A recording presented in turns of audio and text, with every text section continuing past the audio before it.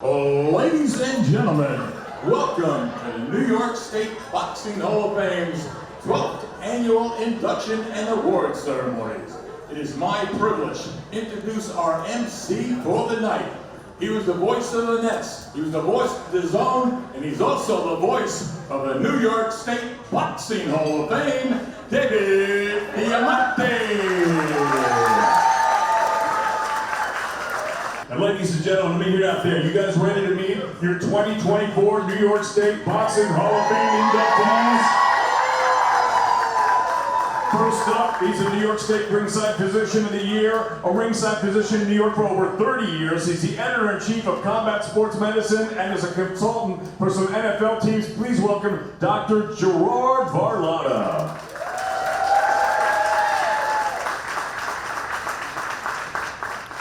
Up next, a historian and podcast host who's been involved in boxing in various capacities for several decades. He'll be presented by Fight News boxer Robert Newman. Please welcome, you guys know him as Billy C., Billy Calogero.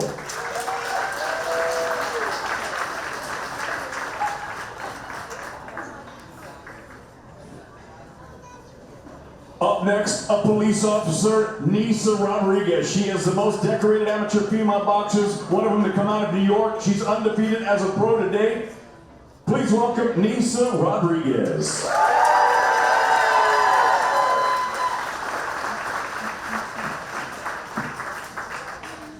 Up next, New York State Boxing Hall of Fame Promoter of the Year. Over the last couple of years, he's promoted club shows in and around New York on a regular basis, while being one of the most active promoters on the East Coast. Please welcome Larry Goldberg.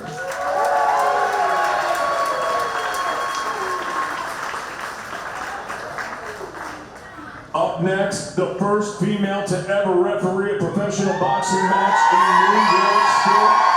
She's established herself as a well-respected referee over the year, and we all love her, Sparkle Lee.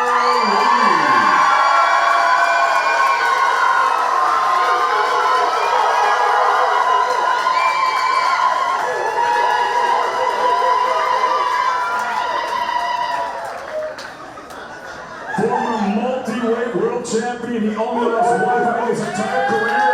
Please welcome Joan Guzman.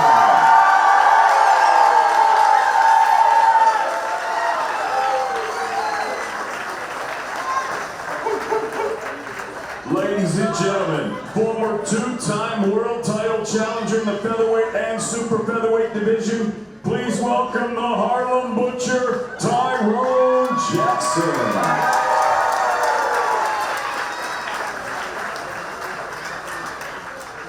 A long-time amateur boxer who's been involved in the sport in various capacities. He's best known for his company Spartan Sporting Goods, which has some of the best boxers in the world as clients. Please welcome Induction of Ed Post.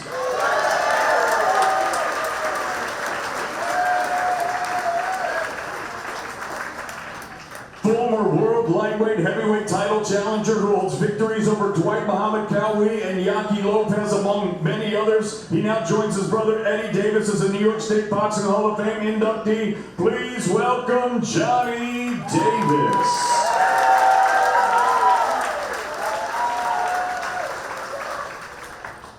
The lead sports anchor for NBC TV in New York. He has provided coverage of some of sports' biggest events, including boxing. Please welcome Bruce Beck.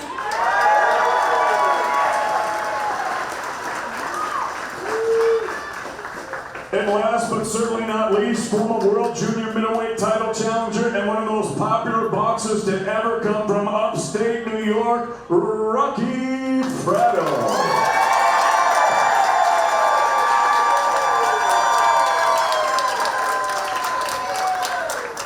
And now, ladies and gentlemen, please welcome the president of the New York State Boxing Hall of Fame, Mr. Jack Hirsch.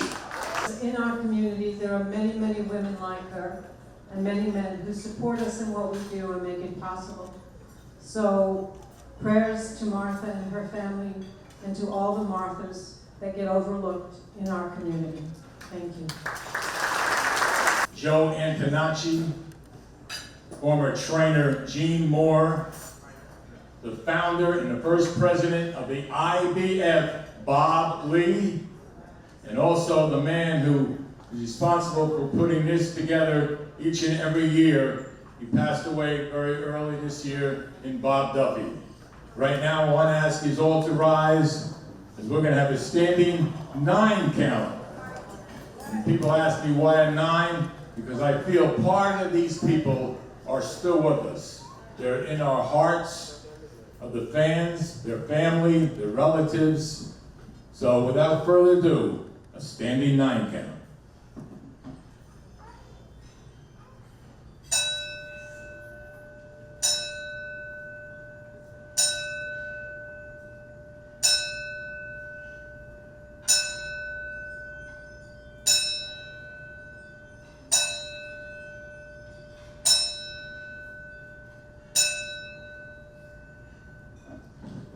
May their souls rest in peace. A big thank you to all of you, first and foremost, who are supporting these honorees, getting a ticket, taking out an ad, because they've given so much to all of us over the years. I mean, we can't thank them enough. And this is an afternoon that they're going to remember for the rest of their lives. And they've certainly earned it with what they've given the sport. So it could be a long afternoon. So please give every honoree your undivided attention, because they absolutely deserve it. And we're going to have an intermission later on, maybe even a second intermission, to give you all a chance to mingle and talk. And the last thank you is going to go to Dave Diamante, who I'm going to hand the mic over to the MC. He always volunteers his time, this guy. He's unbelievable, Dave Diamante, a really good person. So Dave, here's the mic. Okay, here we go. Coming up, please welcome Robert Newman. Where's Robert Newman? Here we go.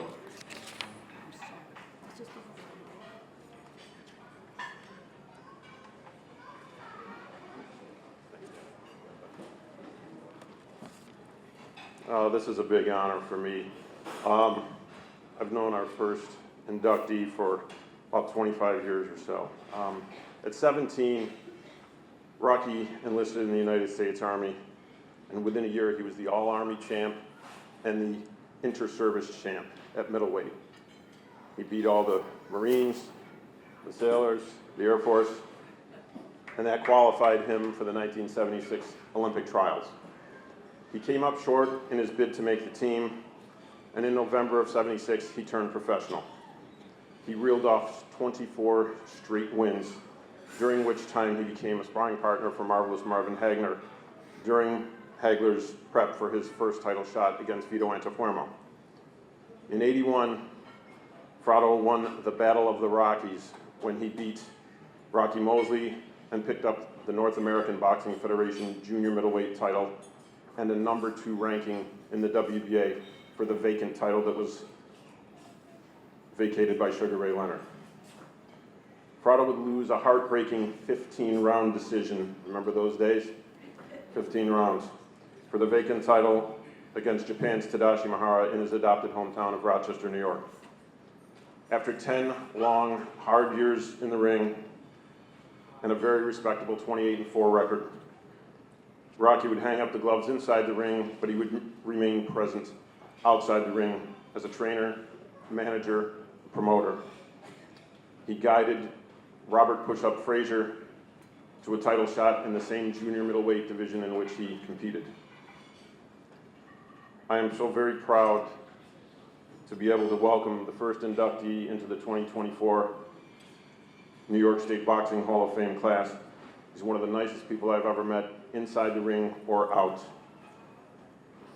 Ralph Rocky Fratto. And joining him is his son and birthday boy, Mario Fratto. Hey, follow the journal, please, from the story of this man.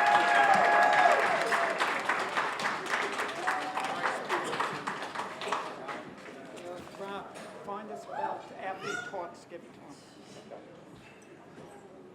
Here, Dad. Have him face. Yeah. Yeah, have him face. Will you hold? Yeah, face a couple of Okay, I'm going to speak a few words on my father's behalf, and then he'd like to thank everyone as well. Give me a second here.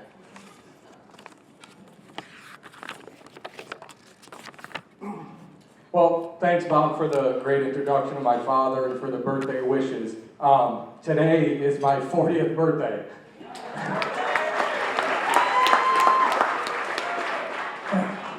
And I couldn't be happier to be here spending it honoring my father and the other inductees.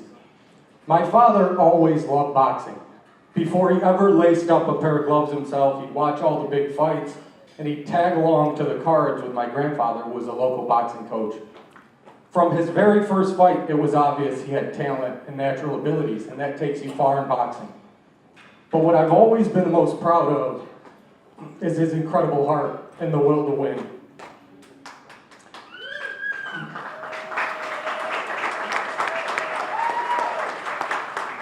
He took pride in what he did and always gave it his best. At just 17 years old, he left his home, joined the Army, became the Army and Inter-Service Champion. And he beat guys like future national champion James Rayford and 1976 Olympic team alternate Henry Bunch on his way to the Olympic trials. And that year, if you guys remember, 76 was the best Olympic team of all time. The competition was fierce back then in the 70s and 80s, especially in the welterweight and middleweight ranks. This was the two-belt era when ratings and title shots were hard to come by, and the four kings were dominating the sport. With Marvin Hagler ruling the middleweight division and Sugar Ray Leonard reigning in the welterweight division, Rocky Fratto was right in between at junior middleweight and the highest-rated American in the division.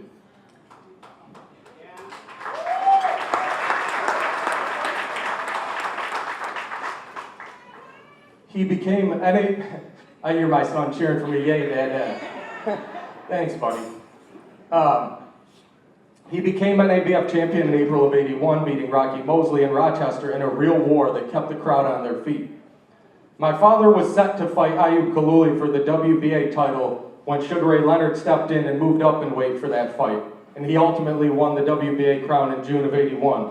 However, in September of 1981, Sugar Ray Leonard would fight Tommy Hearns for the undisputed welterweight title. And according to the rules back then, you could only hold the belt in one weight class or the other.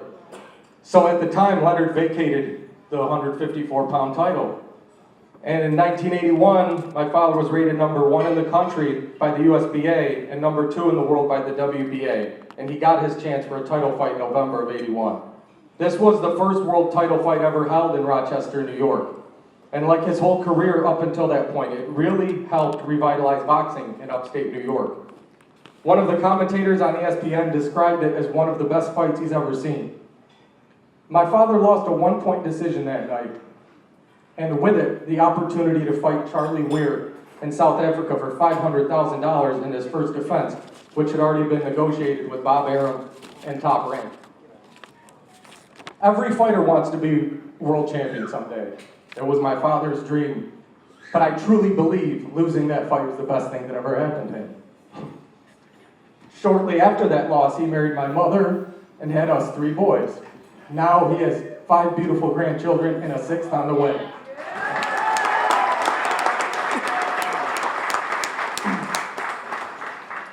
Thank you to my amazing mother, Sally, for standing by him throughout his career and being his rock. And thank you to his parents, my grandparents, who supported him 100% throughout his career. And I'd also like to thank my brothers, Ralph and Frank, for gifting me with this beautiful opportunity on my birthday to honor our father.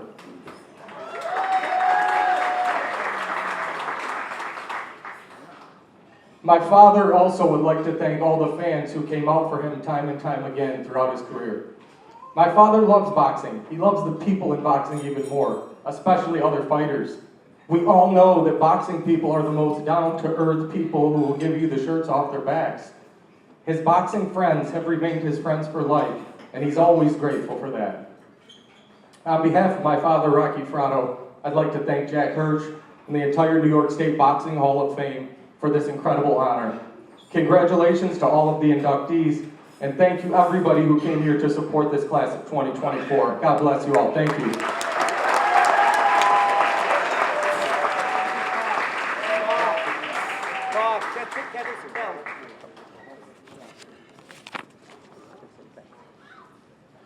Thank you very much. I appreciate everything. everybody's done for me. Thank you.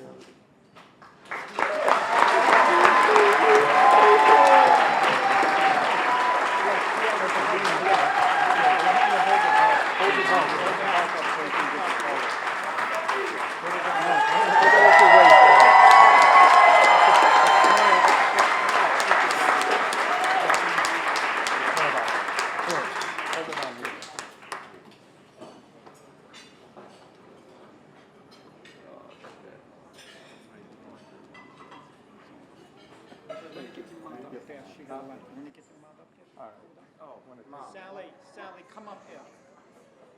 Peter, take a photo. Okay, here.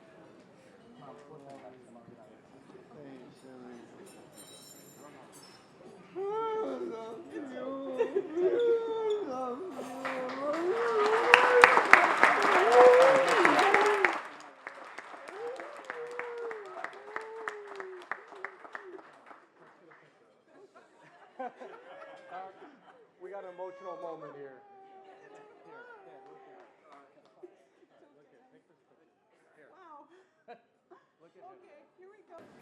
Whew, okay, my eyes are dry. I'm ready to go.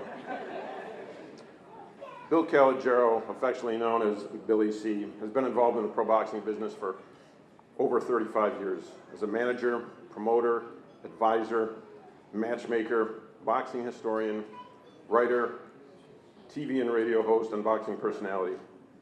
He authored the book, Tom Molyneux, From Bondage to Baddest Man on the Planet.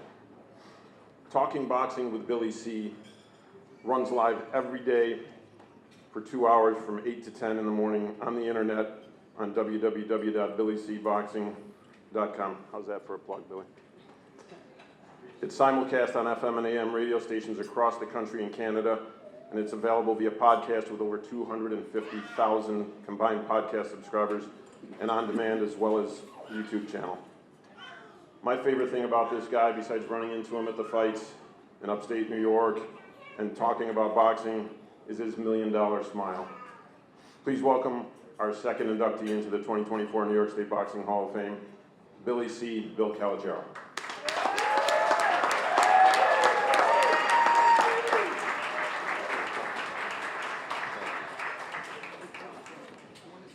Thank you.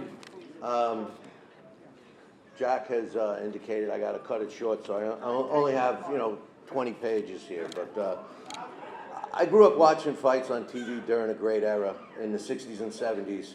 One fight that sticks out in my mind was the Muhammad Ali and Jimmy Young fight. When I watched that fight, I thought Jimmy Young won the fight, and I remember asking my uncle, did you think Young won that fight? And he says, no. In order to be a champion, you got to knock out the champion. You can't just win on a decision. And for the most part, that was an unwritten rule in boxing until April 6, 1987, when Marvin Hagler lost a close decision against Sugar Ray Leonard. It's changed the sport of boxing to this day. I started out covering fights for websites. From there, I got into promoting fights, managing fighters, and before long, I made a living out of it, and I loved it. True, I did lose my life savings a couple of times with boxing, but like most people who get bitten by the boxing bug, and most people here could agree with me, it's something that doesn't matter whether you have your ups or downs, and it's something that never leaves. I kept moving forward, and thanks to boxing, I did get to travel around. Been to Europe several times, etc. But the biggest thing that I will always remember are the great people that I got to meet with the sport of boxing. I had several fighters I worked with over the years.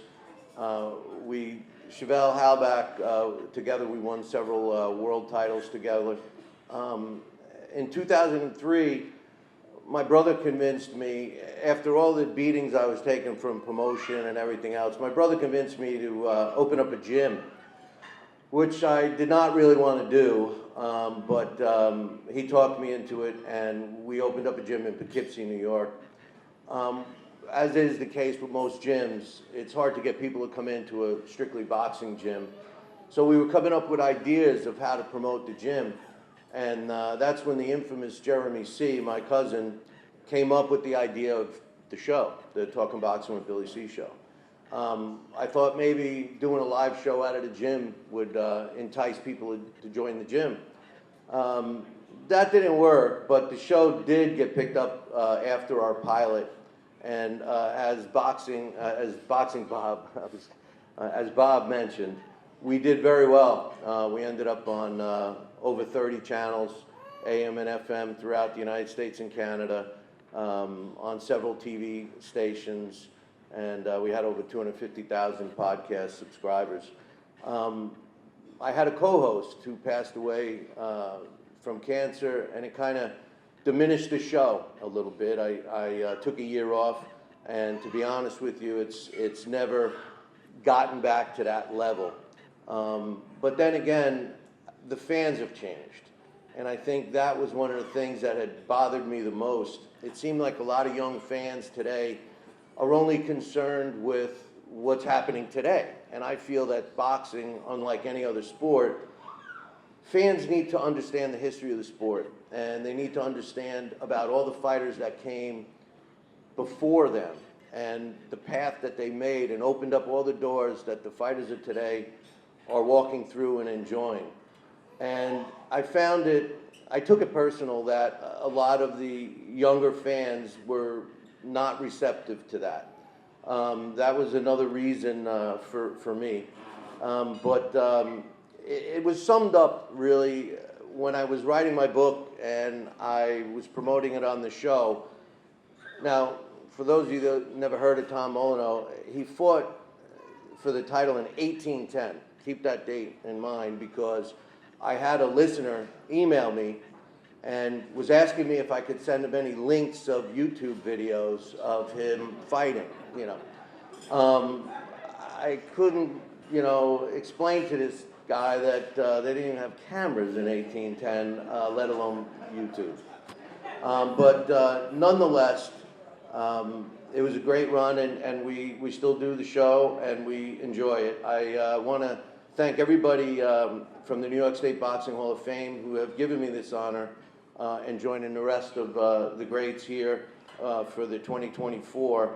I'll never forget in the inaugural year, 2012, when a friend of mine, I'm sure you've all heard of Harold Letterman, had called me and was so excited to be inducted into the New York State Boxing Hall of Fame. He actually sent me the poster that's in my office right now.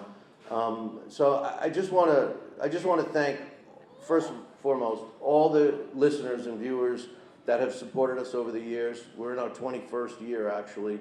And then, of course, Alex Perpally, Dax Khan, Scotty Krause, Dave Wilcox, Emily Harney, Larry Hazard, John Muskiunas, Kenny Roberts, Carl King, and the infamous Jeremy C., as well as some of my good friends who are involved in boxing, who are no longer with us, Johnny Boz, Ernie Shavers, and the other Billy C., Billy Costello.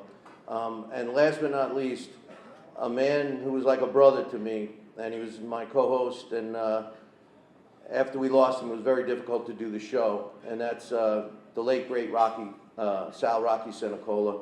And I want to thank everybody on the board for giving me this opportunity, and that's all I have to say. Thank you very much.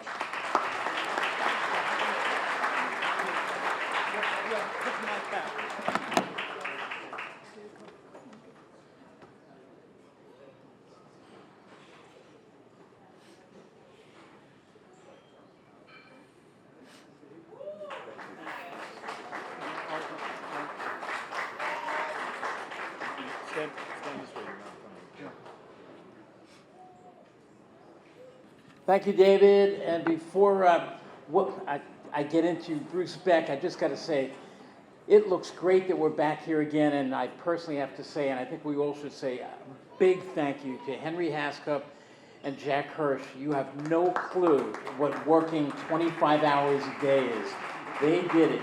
Guys, incredible job. And to last night, I basically got no sleep thinking about this incredible Sparkle Lee. I was thinking about you, how It went back to my final days as commissioner, and we were talking about you getting your license. And I was told, you can't do it. We don't have female referees. We pushed for it, and just as I left the commission, she then was made a referee, and you can see why. She is truly one of the best. We are so proud of you. So, Rocky Fratto, you are just unbelievable. Being a part of the induction committee with so many great people, knowledgeable people in boxing. When Rocky Fratto's name came up, and we talked about his credentials and what he has meant to boxing, and especially in New York, it was a no-brainer. In fact, every one of these inductees was a no-brainer for each one of us. And now, this one was also a no-brainer. Bruce Beck.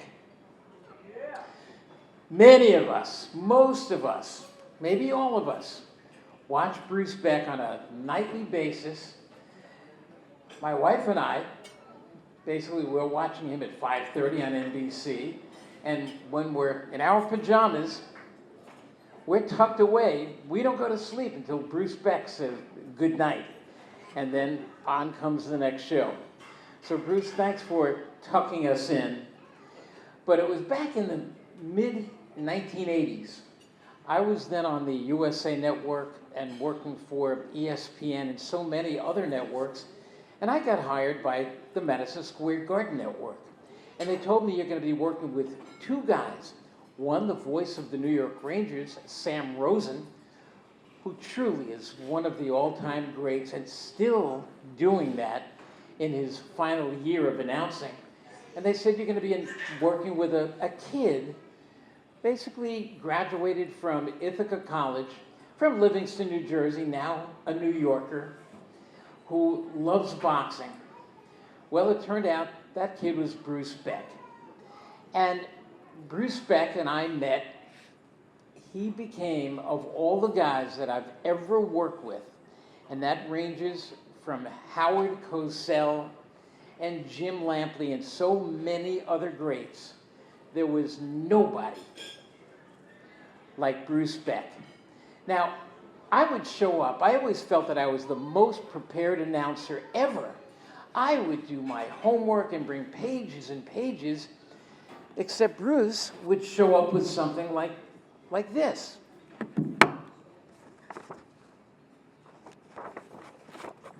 A manila folder. Well, he didn't show up with one manila folder. If there were 7 fights on the card, that meant there were 14 fighters. Bruce would show up with 7 manila folders. And he'd go to the press conferences, each and every one of them. He'd go to the weigh-in. I said, Bruce, don't worry about it. I'll take care of that. I'll bring you the weights. I'll bring you all the bios. Bruce would go to the weigh-ins and to the press conferences, as I said, and he had to interview every single one of them, despite the fact he knew that I was going to be bringing him information. And each one of his manila folders, and in the business, Bruce Beck is basically known as Mr. Manila Folder. I don't know who owns this company, and if they're even on the stock exchange, but because of Bruce, they must have a very high number. I've never seen anybody use as many manila folders, one for every single fight, scorecards, outlined, highlighted in red and green and blue and black, and each one meant something. But by working with a guy like Bruce Beck, when we were in Atlantic City, he would get me up extra early in the morning just to take a walk on the boardwalk and talk about that night's fights. There has never been an announcer, ever, and he's still doing it, and he has done the World Series, the Super Bowls, the New York City Marathon, the Boston Marathon, one after another, the NBA championships, the NBA finals, this and that, the Stanley Cup finals. He's done it all. And boxing is so lucky to have had Bruce Beck and he still does it. Only recently, he had to get up at about 3 o'clock in the morning because he was doing a spot for ESPN announcing the international feed on the great 122-pound legend, Naoya Inoue. Every fight that Bruce Beck has ever announced, whether it's been a 12-round championship fight or two guys making their professional debut at 4 rounds, nobody I have ever seen does it as tremendous as Bruce Beck. And now I give you our latest inductee, so deserving. And he won this going away. It was a landslide. We didn't even have to raise our hands. We all knew it. Bruce Beck, the newest member of the New York State Boxing Hall of Fame. Come on up, Bruce. Put your hands together for Bruce Beck. You're beautiful.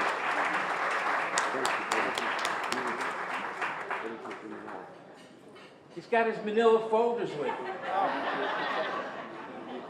I think there's 45. How many? Gee. Thank you so much, Randy. I mean, Commissioner, that was an amazing introduction. Are you available for eulogies? You're fantastic. Seriously, good afternoon, everyone. Randy G was a great broadcast partner for me starting in 1986. I had never called boxing play-by-play until that point, but MSG Network needed someone to fill in for the great Sam Rosen since the Rangers were in the Stanley Cup playoffs that year. They ended up going to the Eastern Conference semifinals and lost to the Montreal Canadiens. So I was picked by MSG executives, plus Bobby Goodman, a young Carl Moretti, Jeff Levine, Ron Katz, Dominic Azzaro, and I got to work 4 consecutive weeks to start my boxing career. My first fight card was April 10th, 1986, and the first fight was Earl Mormon against John Scarrett. We had Johnny Rapid Rayfuse on that card and Billy Barnes. And the main event was Michael the Silk Alagide against James Hard Rock Green. The Silk scored a 10-round unanimous decision. I remember I messed up the open. I called him Alagide, and I said he was a heavyweight, not a middleweight. But I got through it and never looked back. And what an honor it was each and every week to work with Randy. And then each month on a show called Boxing the Sweet Science. I remember the opening sequence like it was yesterday. I had to walk at Gleason's gym in between 2 bags and hit it perfectly from Gleason's gym at the foot of the Brooklyn Bridge. We welcome you to another edition of Boxing the Sweet Science. That was my favorite show, and it would air every month on MSG. It was produced by director Bob Dunphy and included historical segments with his dad, Don Dunphy, the greatest boxing blow-by-blow man ever, along with Jim Lampley. We would do the shows in gyms all over the tri-state area. Here's a shot with me and Randy. I save everything. This is me and Randy with Tyson in Atlantic City doing an interview for that show. I'll have documents to share with you later. And here was a shot with the great Don Dunphy. Randy was wearing a tie and I looked very casual, but it's really a great shot. Believe me, it is Don Dunphy. I promise you. We would do these shows at Tommy Gallagher's gym in Queens in the late 1980s, early 1990s. Tommy Gallagher, part of the fabric of boxing, one of the great people I have met in the game, one of the true characters. I remember doing an interview with Al Serto at his custom tailor shop in Secaucus. Serto, who won the Golden Gloves in 1953 and was actually brought into the world by midwife Dolly Sinatra. The mother of Frank Sinatra in Hoboken was working with Buddy McGirt at the time, James Buddy McGirt. And we had a round table with Lou Duva, Howie Albert, Al Serto, and a few others. This is stuff of which legends are made. The discussions range from uppercuts to sewing machines, from right crosses to fabrics like cashmere, wools, and cottons. I remember doing a sit down with Ray Leonard. I was this young kid at the time. and I did this interview with Ray Leonard. I don't remember I think it was the old Times Square gym. And I remember his charisma. He was special. He later became my broadcast partner on Epics. And I remember an interview I did with Jerry Cooney in the Catskills, outside some resort, I think it was the Concord, talking about battling his demons, such as alcohol and a difficult upbringing. I was young and nervous, but prepared my ass off and was ready for the Q&A session. It was one of the most important interviews of my career and taught me that you could tackle any subject that was difficult as long as you used sincere preparation and orchestrated a personal touch. Derek Jeter once told me, be tough but fair, and no one can ever fault your effort or approach. Speaking of the Catskills, I used to be at the Pines when Riddick, Big Daddy Bo, trained up there. My good friend was Stephen Ehrlich, his family, the Ehrlichs. Before that, his grandparents, the Schweids, owned the Pines. And covering Big Daddy, Riddick Bowe, was special. I first covered the Golden Gloves at Madison Square Garden. He won the finals in a walkover, but I still interviewed him for MSG. And when they put his name on the screen, they actually got it wrong. They wrote Riddick Rowe. The late, great John Condon was not happy, but Bowe, not Rowe, was happy with me. The Colonel called so many fights in one night that often he would do a fight with limited biographical information. One night in Vegas, he was calling the blow-by-blow, and producer-director extraordinaire Marty Corwin told him the next fight coming up was between two guys named Lopez. But he still didn't have the first names. So in his talkback, Colonel says, Marty, I need their names. Round one is starting now. Well, the bell rings for round one, and it's a fight inside a phone booth, if you know what I mean, very closely contested. And Colonel called it this way. Big left hand by Lopez. Good left hook by Lopez. What a combination by Lopez. Lopez is doubling up on the jab. A right uppercut floors Lopez. Down goes Lopez. The fight is over. What a performance. What a victory. By Lopez, of course. That was the Colonel. He never missed a beat. It didn't matter if he had their names. He still performed in the same way. And names in boxing have always been special to me, especially the legends. How many of you know the old-timer Willie Pep? I never saw him box, but I loved his style. And his 4-bout series with Sandy Sadler were the rage of the industry for years. Willie wrote me an autograph back in the 1990s to Bruce, best wishes, a pal, okay, Willie Pep. I will always treasure this photo with Willie Pep, who once won a round without landing a punch. The will-o'-the-wisp was that good, movement, skill, ring generalship. He told the boxing writer once, watch me win a round without throwing a punch. And he did. The system that Randy talked about, and I'll put hours into it to try to do it well. Here's my chart from February 9th, 1991. This was Sugar Ray Leonard against Terry Norris, Madison Square Garden. I filled in for Steve Albert that night and worked with the late, great Ferdy Pacheco. David Dinkins was our producer. Bob Dunphy was our director. Here's my tease from that night. New York, New York. They had to name it twice. The city that had reigned as the fight capital of the world is once again the host for big-time boxing. You know, my wife was never a boxing fan, but loved big-time events, so I finally talked her into attending 2 fights live. I was the blow-by-blow man for the international telecast for both. The first was November 6, 1993, Bo Holyfield 2. A man in a parachute landed on the edge of the ring, and a melee ensued ringside at Caesar's Palace. She was mortified. The second fight I invited her to was July 11th, 1996. I figured this would be a good one at home in New York at the Garden. Bo Galata won. That fight ended at the completion of the 7th round when referee Wayne Kelly stopped the fight and gave Bo a victory by disqualification after numerous low blows by Galata. A riot broke out at the Garden. Jason Harris of Bo's camp began hitting Galata in the head with a walkie-talkie. Lou Duva, Galata's 74-year-old trainer, to be taken out of the arena with chest pains on a stretcher. There were 10 arrests, 8 officers were injured, 9 spectators were hospitalized. My wife still loves me, my wife still loves big time boxing, but she's careful which fight she attends and who can blame her. I'm truly humbled by this award. To be included in the New York State Boxing Hall of Fame of 2024 is incredibly special. But honestly, this award is not about me, it's about you, the boxing community. This is one of my favorite sports, and the reason is the people who make it tick.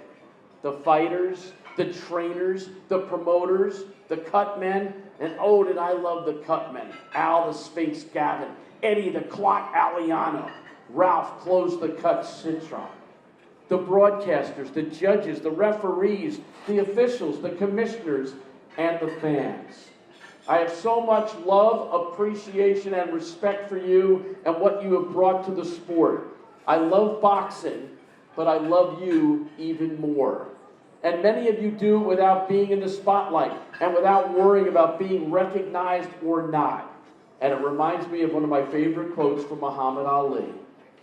The fight is won or lost, far away from witnesses, behind the lines, in the gym, and out there on the road, long before I dance under those lights. Congratulations to today's honorees.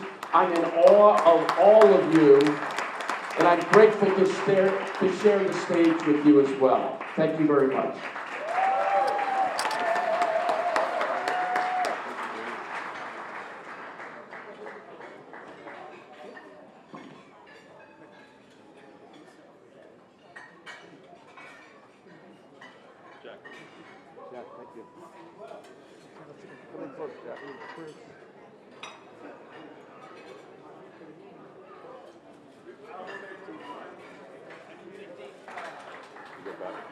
Hi, David. Thank you, David. My name is Pat Russo. I'm the retired NYPD sergeant and the founder and director of the NYPD Cops and Kids program. I'd like to thank Jack and Henry for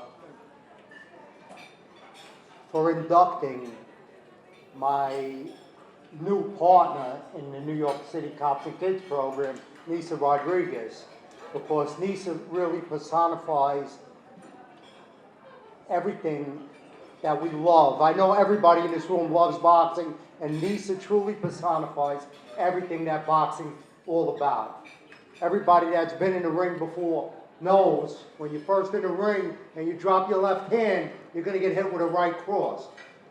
And you get knocked down. So Nissa, at 16 years old, made a choice in life. She dropped her left hand and made a choice. She dropped out of high school. And like every great fighter, she heard a bell, and that bell went off, and Nissa got up. And Nissa went out, and she got her GED. She not only got her GED, she went and she got a college degree. She not only got a college degree, she went and became a New York City public school teacher. Right.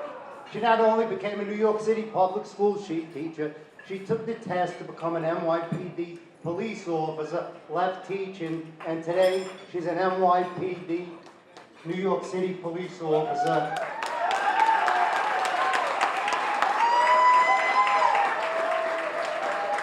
And you know what she's in charge of?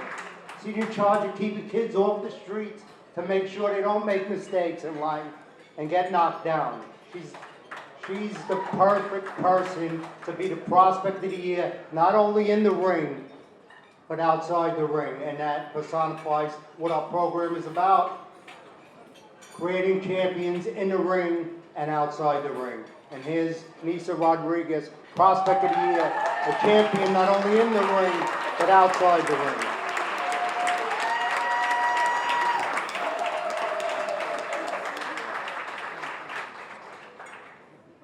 Thank you, everyone.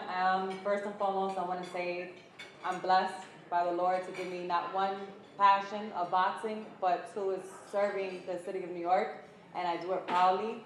I want to thank my manager, Keith Sullivan, for believing in me, Pat Russo for the program that he started, which I hope to continue and have it grow and give it a safe space for all kids in New York City.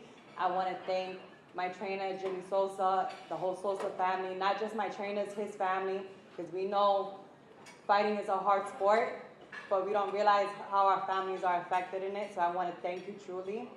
My husband, for no matter what goals are crossed off my list, it never shortens, and I appreciate your patience. My two beautiful daughters, Riley and Hannah, I aspire for them to grow and see a woman that wants to do more for herself, not only for herself, but her family, which I learned from her mother, Sandra Bravo. The department always is not co-workers, you're my family. I appreciate you and everything that I do. And nonetheless, my son, my right-hand man, I love you, Papi.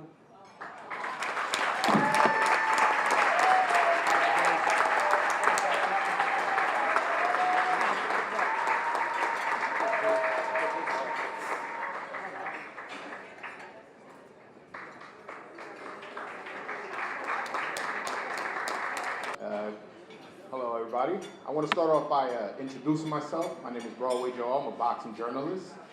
I'm also known as the voice of Dominican boxing. But today I'm here as a fan and as a friend. You know, Joan Guzman means a lot to the Dominican community. And I remember Jim Lampley once said that no other sport other than boxing brings out patriotism more. And I have to agree with that because Joan Guzman was one of the few Dominican boxers who could make us Dominicans really feel proud to be Dominican. And I remember there was a time that people were saying, you know, that Manny Pacquiao was ducking Joan Guzman, and that Manny Pacquiao was ducking Humberto Soto, and eventually Humberto Soto and Joan Guzman signed a fight to fight each other. And I got so excited. I was like, man, no way he doesn't get the fight if he beats Humberto Soto. That's who they saying he's ducking too. And I knew it was gonna be a close fight, but boy, was I wrong, because Joan, you made that easy. You know, he dominated that fight and it was exciting, but much to my disappointment, he never got the Pacquiao fight. And I always thought, because of that, he's not going to be able to get the respect he deserves. But look at us here now. Him getting the respect he deserves. So I'm going to say some words in Spanish directly to Joan. Joan, para nosotros los dominicanos, tú eres, especialmente los que somos fanáticos del boxeo, tú eres Michael Jordan. Tú a veces me llamas a mí y digo yo, oye, Joan Guzman, llamándome a mí, el mejor de todos los tiempos. Entonces, te quiero dejar saber que nosotros los dominicanos estamos muy orgullosos de la carrera que tú tuviste. And I don't want to take too much more of your time. Without further ado, I now present to you 3-time Central American gold medalist, Pan American gold medalist, Olympian, 2-division world champion, the greatest Dominican boxer of all time, Joan Guzman.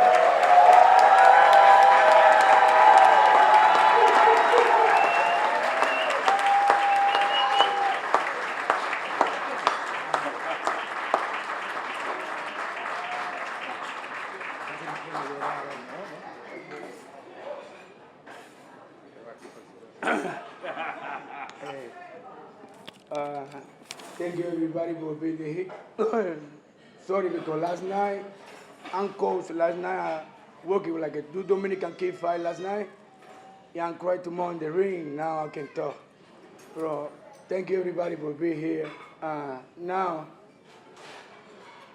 voy a hacer algo cuando yo peleaba. Yo tengo que tener mi traductora. Si ve, por favor, sí, ven acá.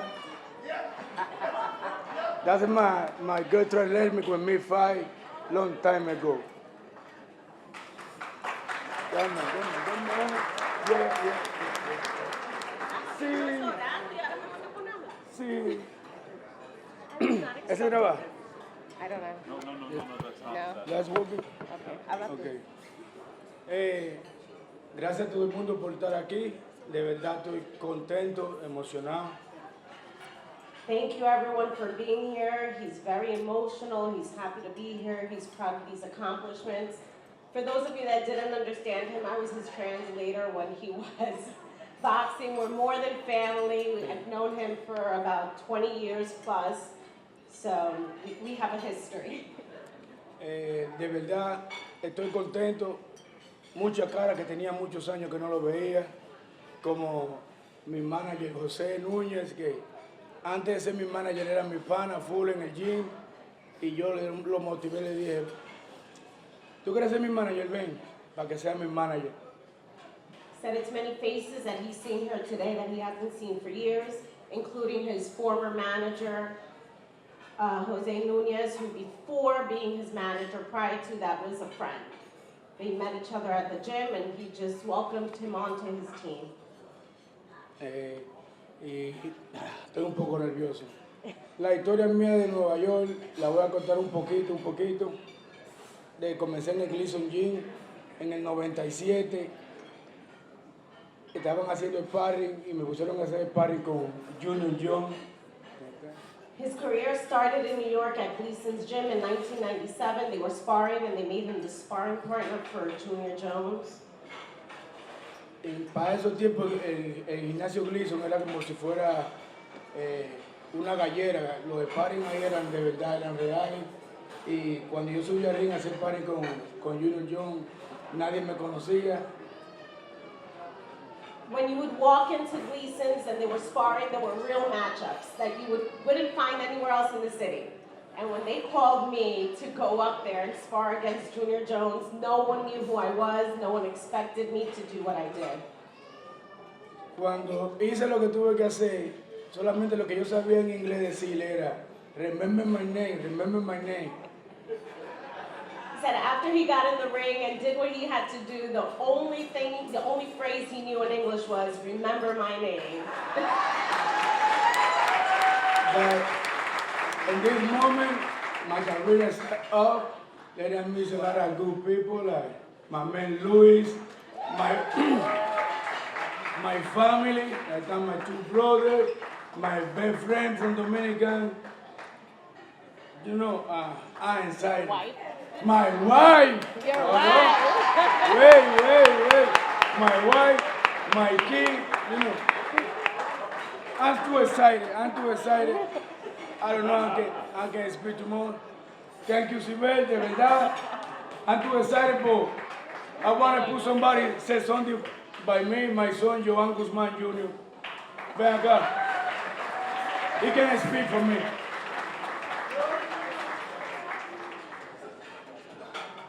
Hello.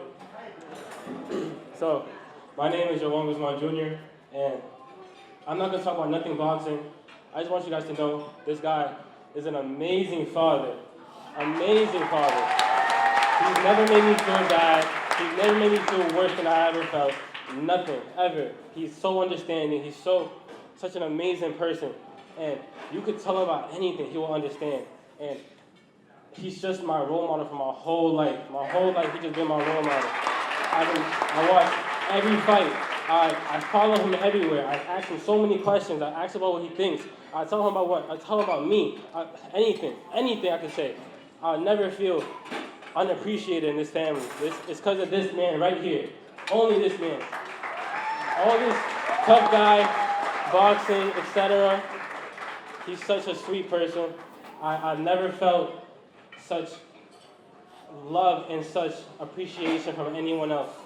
And my bad, I'm kind of nervous. But this man is just such a good person, such a good father, such a good person. Even, it makes me want to, now I train because of him. I want to become a boxer just like him. Just because my name is Joan Guzman Jr., you will remember Joan Guzman Jr., trust me.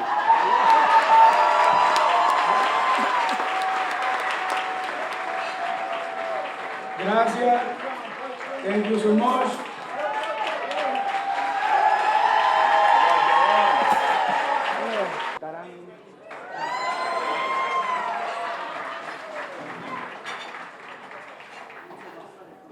Thank you, everyone. My name is Jose Corpus. I'm going to induct some of the fighters who are no longer with us. The first one is Phil Terranova, former featherweight champion back in the 1940s.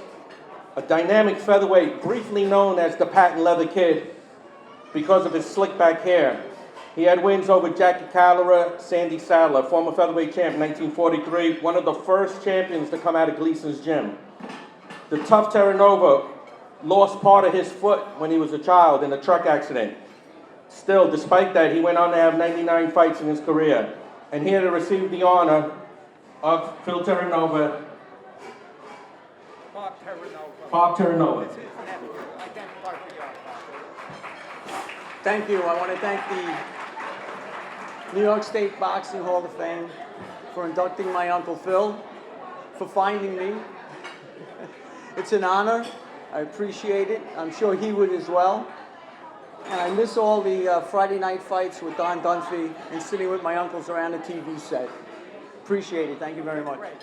Next fighter, another former featherweight champ, also from the 1940s, Petey Scalzo.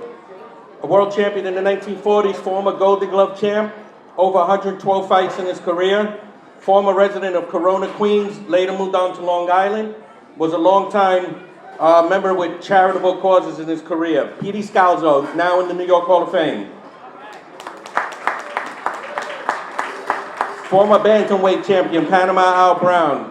Grew up in Colan, Panama, moved to New York. Father was a former slave from Tennessee. Panama Al Brown went on to become the first champion from Latin America. Panama Al Brown, now in the New York Hall of Fame. One more fighter, Johnny Colan, a former middleweight and welterweight contender during the 1940s, was called the Human Hurricane by one writer, the Human Hurricane from Hell's Kitchen. The hard-hitting Colan was also billed out of Woodside, Queens. Longtime contender, fought many fighters, including Jake LaMotta in his 80-fight career. Former Ring-Gate veteran, was also vice president of the Ring-Gate Boxers Association for many years. Johnny Colan, now also in the Hall of Fame. His daughter, granddaughter Cody Herman, is here to receive his award.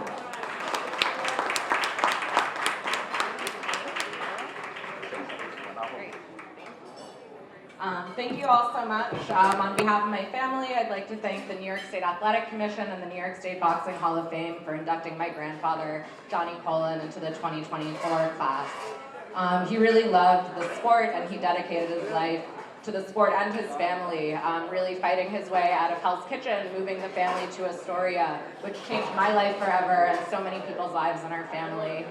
And despite what the program says, he actually, like many boxers of that time, his career was put on pause during World War II. And he actually met his wife on a ship for the Coast Guard out off the coast of India, and they had their first date in Calcutta, actually, after being introduced by Lou Carnesecca. So we love a little New York City sports history. And thank you all so much. It's really an honor.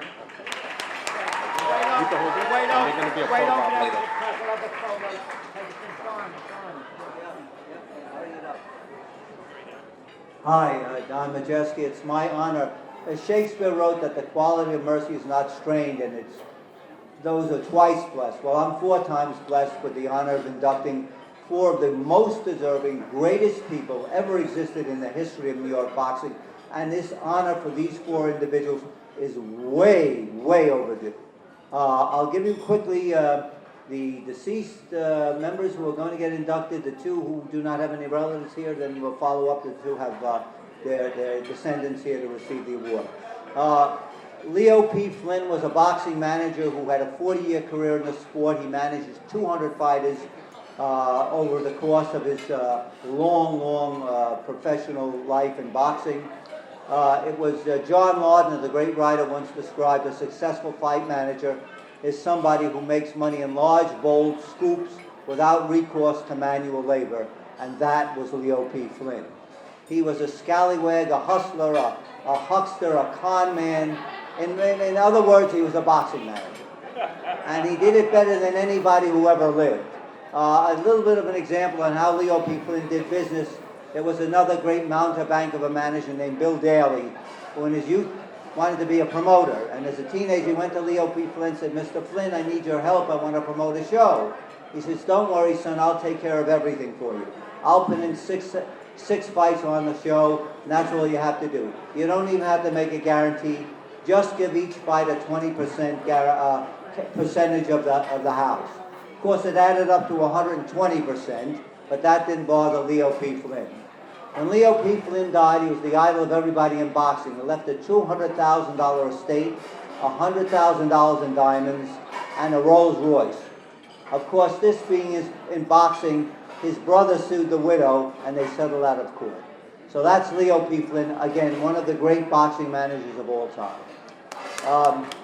Buffalo Bill Mazer is our first inductee from the Ukraine. So what's going on over there, I think it's a great honor to have a Ukrainian. He was born there, came to America, settled in Buffalo. He had a 40-year career as one of the greatest broadcasters who ever lived in radio and in television. He literally wrote the book. He was the answer man. Any question on any sport, he was responsive to. He always helped people on the way up. As a young journalist and as a publicist, he never turned me down for getting a fighter on his broadcast, whether it was a club show or a championship fight. He was there to help everybody. He was as good a man as he was a knowledgeable man. That was Bill Mazer, and he's inducted as a broadcaster in the non-participant category. And we are honored to have the descendants of two of our inductees here today. One is Pat and Mac Waters, and that's Bob Waters. A.J. Liebling once wrote of himself that no one ever wrote faster who wrote better, and nobody ever wrote better who wrote faster. Well, with Bob Waters, nobody ever had more knowledge who wrote better, and nobody ever wrote better who had more knowledge of boxing. He was a great writer in the literate sense. His lucid prose was second to none. He was as great a sports writer as W.C. Hines, Damon Runyon, or A.J. Liebling. He put Newsday on the map. You would buy Newsday as a boxing fan for only one reason, to read what Bob Waters' opinion was of the fight. And Bob Waters called it as it was. I remember a friend called upon him to write a glowing piece about the Raging Bull movie. And Bob, who didn't have the greatest opinion of Jake LaMotta, wrote the two lines. He said, "Phooey on the movie and phooey on the man." And that was Bob Waters. He only had to know how to tell it like it is. And to accept his induction of his two sons, Pat and Mac, and they're here, and it's my privilege to help induct Bob Waters into the New York State Boxing Hall of Fame. Thank you, Don. My name is Mac Waters. My brother Patrick Waters. We're sons of Bob Waters, the writer from Newsday. First off, I'd like to thank the nominating committee for voting to include our dad in the Boxing Hall of Fame, and special thanks to Bobby Cassidy Jr. for tracking us down and letting us know. I know Dad would have been delighted at the news of being selected and honored to be recognized by the boxing community. As a family, we were on the periphery of Dad's boxing life, but got to peek in occasionally. Like listening to Dad conduct interviews over the phone while we watched cartoons on the next couch, or tagging along on a trip to a training camp, and every once in a while, getting to go to an actual fight. So in any event, we all thought Dad's job was pretty cool, and thought of him as somewhat of a celebrity. So thanks again for nominating Pops into the Hall of Fame and giving us another memory. Hope you all have a nice evening. Thank you. All these inductees are equal, are great among equals, but I say for my personal induction, the best for last. George Kantor was the only person in boxing I ever met who both bet at Ascot and wore an ascot. He was always sartorially splendid. He was the greatest boxing agent that ever lived. He was the master of bringing fighters from France, although he was actually of Belgian ancestry and born in Great Neck. George Kantor had wit and urbanity, and he, was a kind of a person that it was a pleasure to know him. It was said once of Franklin Roosevelt, meeting him was like opening a bottle of champagne. Meeting George Kantor was like opening a case of champagne. I can say that I've liked every single person that I helped induct today, but I can say one thing, that I love George Kantor, and here's his son to get the induction.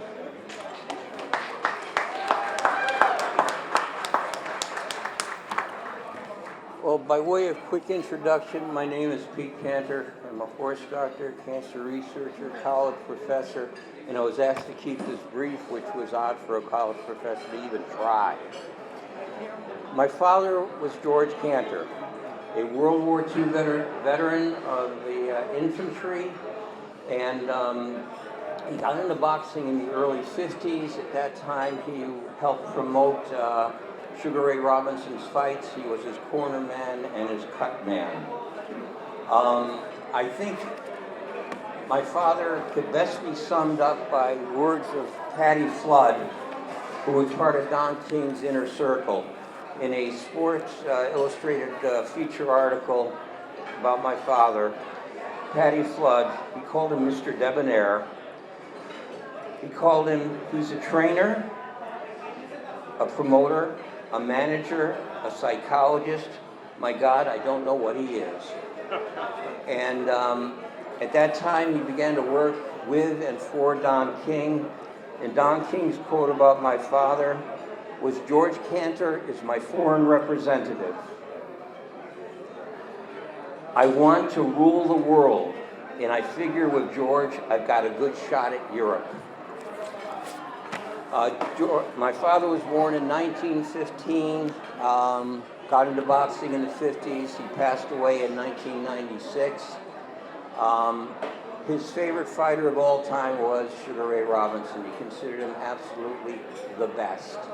The final person he helped to promote and manage was Henry Akawandi, a Belgian heavyweight. I remember, sadly, after my father's death, Henry Akawandi was being discussed on TV, and the commentator asked, "What has become of him?" And the other commentator said, "Since the death of George Kantor, he's become nothing." And sad, but unfortunately true.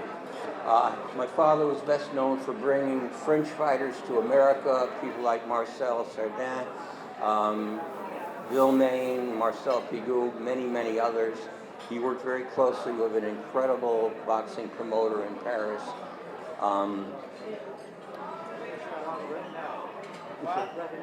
Yeah, Jean Bretonel. Okay, thank you. So I thank this commission and Rick Glazer for getting the ball going on this, and I feel very humbled. Thank you. Right up here.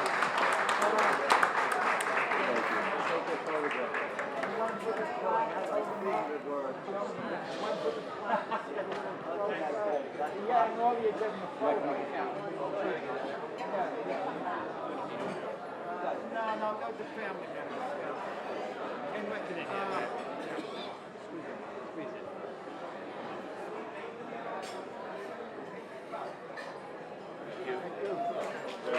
Okay, one over there. You want you? Yeah.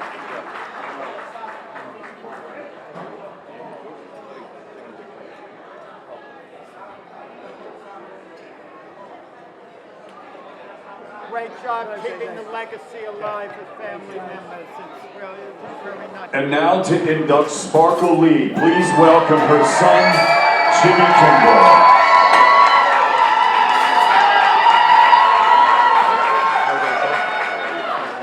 Young man, take your time. You don't have to rush. You can take a little longer. Good afternoon. Good afternoon. My name is Jimmy. It's an honor and privilege to introduce this amazing lady coming up. I'm honored to call my mother and also an idol of mine. She's always been a trailblazer, and so if this is your first time getting a chance to see her and hear her, you are in for a treat. We grew up in Harlem, and she's always been a fighter. Always been a fighter. I've always been a good kid because she used to box. And at 10 years old, I remember this, I saw your left jab, and I said, I will not, and I shall not mess with this lady. So although I grew up in a single parent home, there was no lack of love. She is respected by many, and she's always been a first, trailblazer. The first female, first referee inducted into the International Women's Boxing Hall of Fame. So New York State, you did it right. And she just has a love for people. And her hierarchy is God, family, and boxing. And so guys, you are in for a treat. Please give it up for the amazing Sparkle Lee. I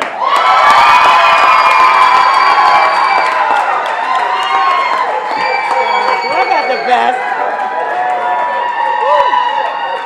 Wow. Thank you, my son. I got the best. I love him just as much. Woo. God is good.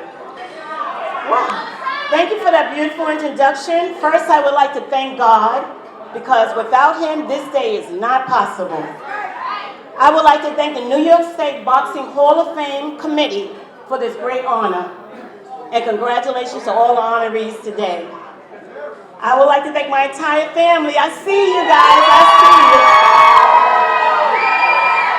My friends, my NYPD friends, Memorial Baptist Church, the Pacemakers, and my boxing family, special to Metro 5. Y'all know just who you are. Thank you. Also, I must thank the true heroes of this sport, the fighters.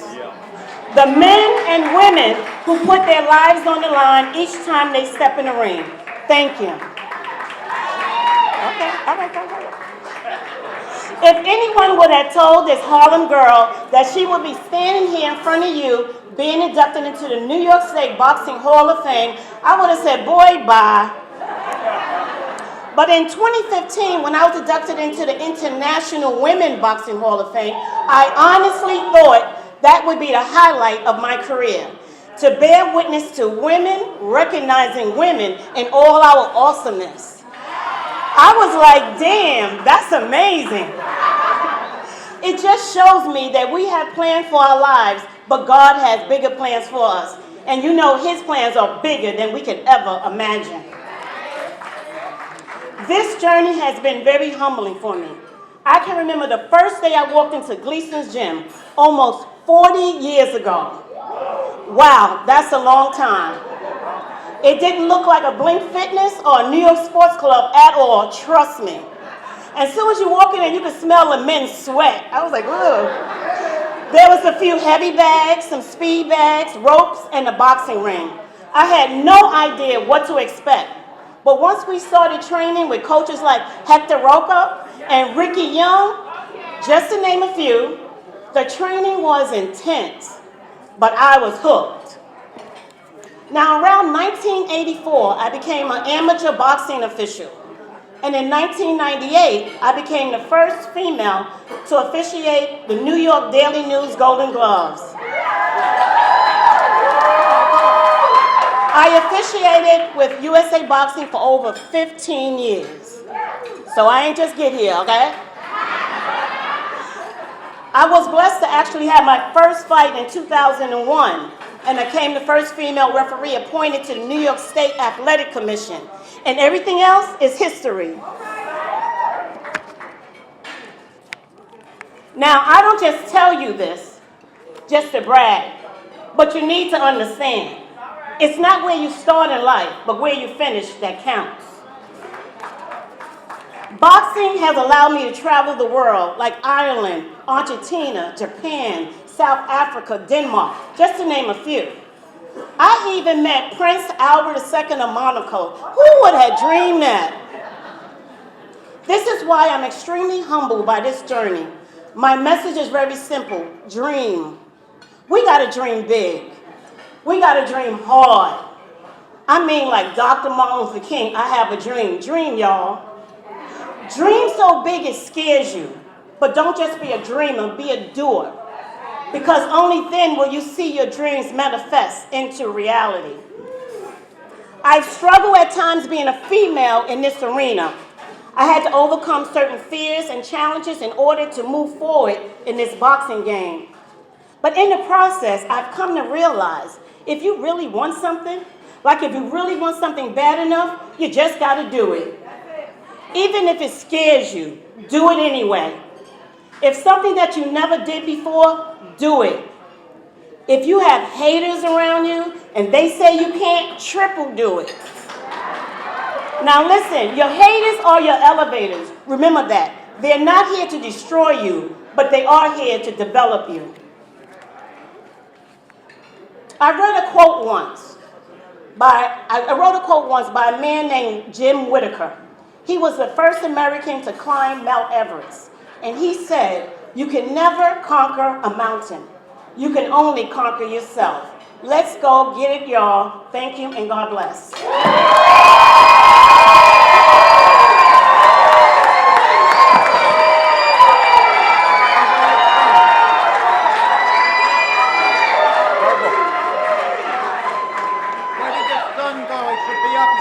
Jimmy, they want you up here. Thank you for that.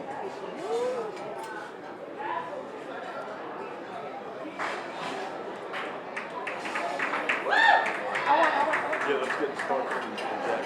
Jack. All right, Jimmy, they want come on. you. Damn, Jimmy, sometimes you can't chase away from a photo, and you know.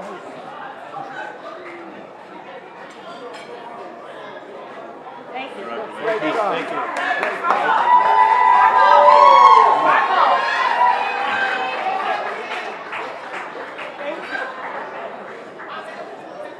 Hey, Jack.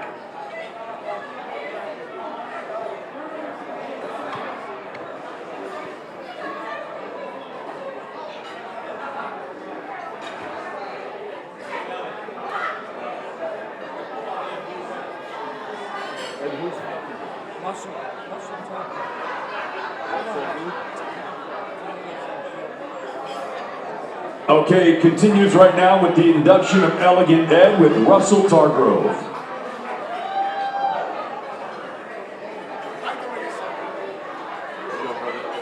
We want to do a special event at your place. Let me know, right? Anytime, let me know.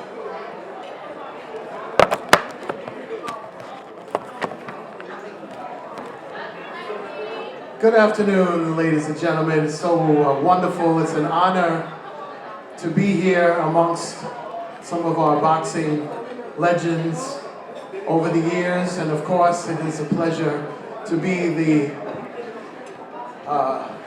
person to introduce our next inductee.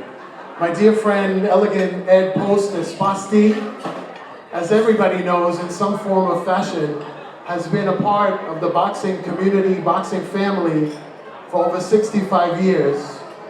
Going back to amateur boxer, he fought also in the Army and took an interest in all of the wonderful clothing, boxing attire, that robes, trunks, side ringmen and sidemen. It was always honor to see the Spartan brand of boxing in the ring with Rocky Marciano, Muhammad Ali, George Foreman, Iron Barkley, Vito back there with everybody, Vito Antifermo.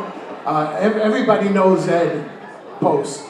And for those of you who don't know too much about him, he was actually, in his past, you could read about it, wanted to let you know that he was not only a boxer, he's been a trainer, he's also been a manager of fighters, he's been a judge, an announcer of a fight. He actually was an announcer of his own fight years ago, where he was actually boxing and he announced himself, introduced himself in the ring at one time. So it was a very interesting. Also, he's a wonderful storyteller. For those of you who want to go back into the history of boxing, an event promoter. He's a writer and also photographer. Every fight, so many fights that he has been attending and involved with, he actually took his own photos of some of the most amazing fighters, and of course wearing Spartan. I am also wanting to let you know that it is an honor. Spartan is kind of a very unique brand because It's not something that you can buy in a store. You have to deal directly with Elegant Ed Post if you want to be a Spartan. And he represents the Spartan brand to the best that anybody could expect. In class and style and determination, I'm going to introduce you right now, ladies and gentlemen. Please put those hands together for Elegant Ed Post Espasti.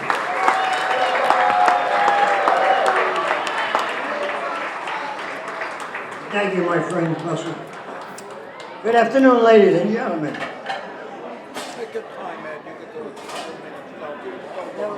All right. I can do a couple extra minutes, he said. Okay. Number one, I want to thank you for being here, and thank the Hall of Fame, Boxing Hall of Fame, New York State, for honoring me. I've been in boxing 63 years. I look young, don't I?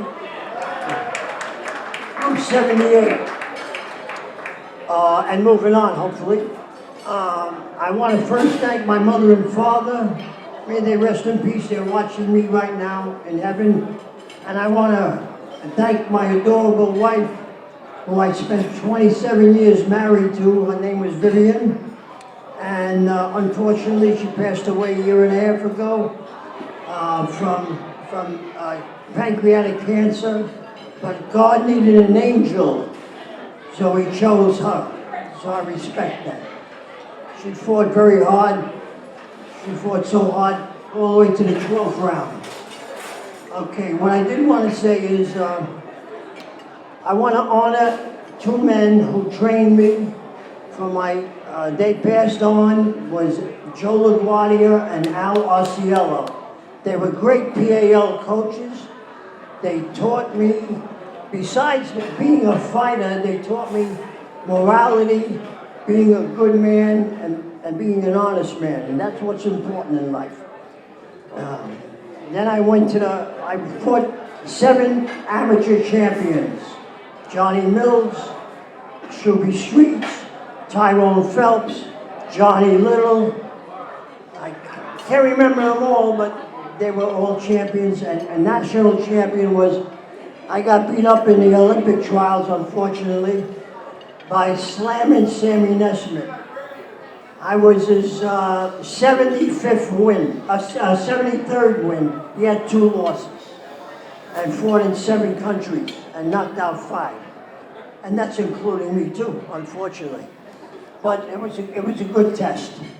I also, Hurricane Hadley, if anybody knows, Rufus Hurricane Hadley was Michael Tyson's sparring for many years. He never was knocked down, but when I fought him in the Ohio State Championship, I knocked him down for a 4 count, but then he was all over me after that.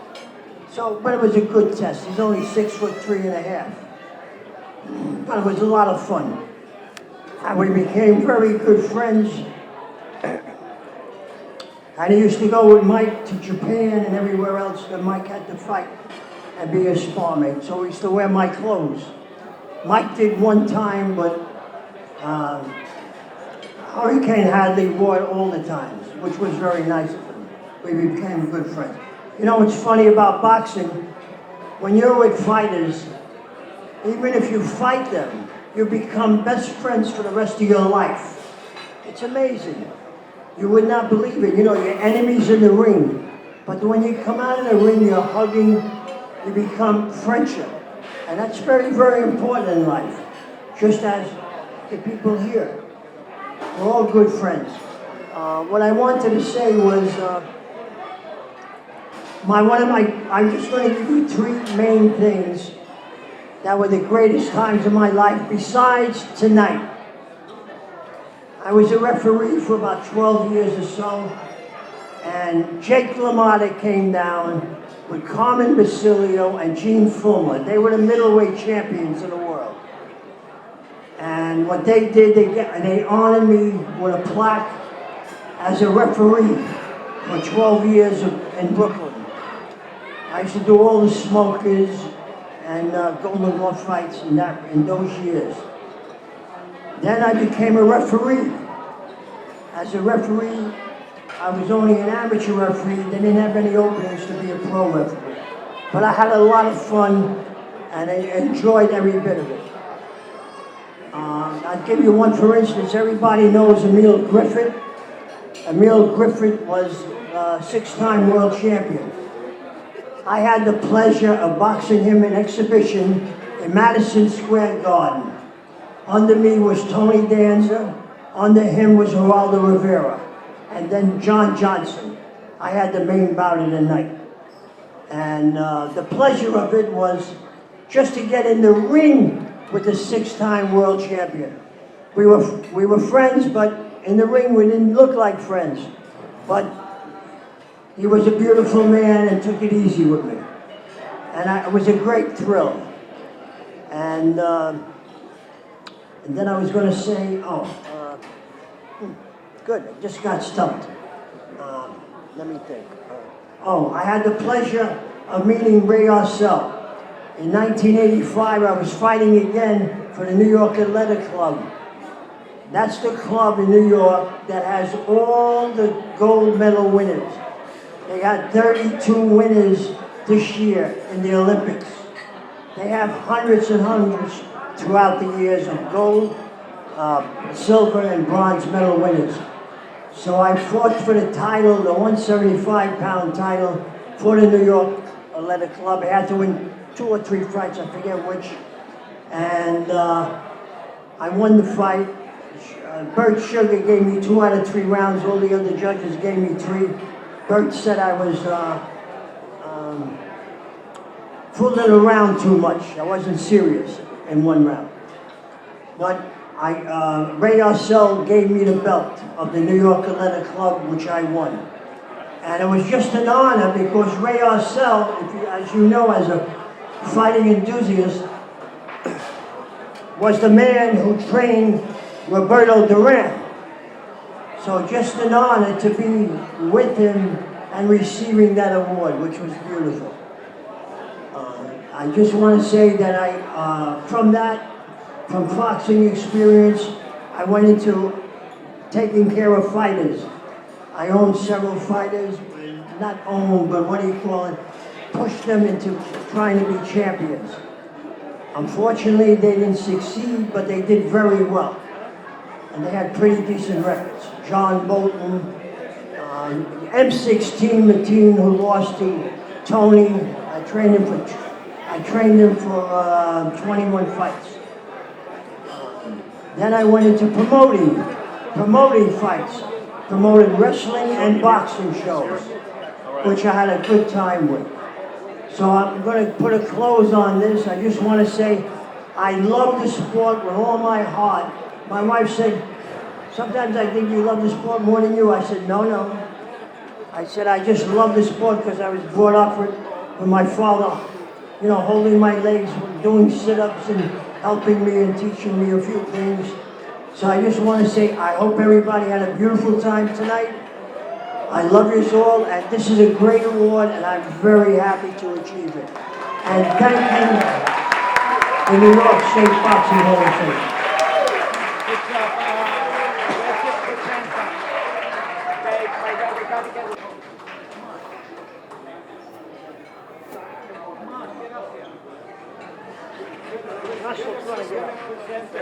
Come on.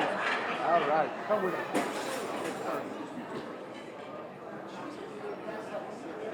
We're going to go ahead and continue, but someone just tweeted out, I think it was Michael Woods actually, during the Yankee game, they just made a mention of the New York State Boxing Hall of Fame and they put up all the inductors' names, so congrats, that just ran during the Yankee game.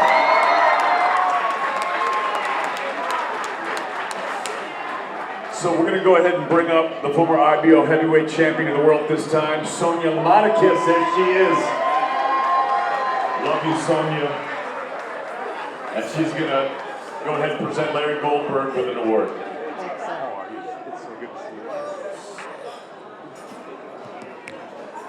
All right, good afternoon to the boxing family here in New York.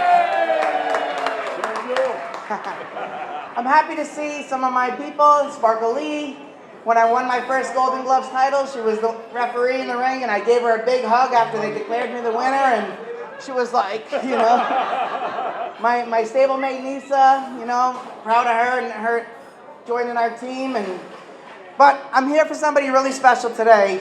In 2022, this media guy's like, yo, I want to have a meeting with you. I'm thinking about doing a show. And I was like, all right, I get a lot of those requests, but I always say sure. So he came into Gleason's, we sat down, we had a great meeting, and he says, I want to do a show. I was like, all right, let's do a show. So he planned a show at Sony Hall. It was a great show, his first amateur show.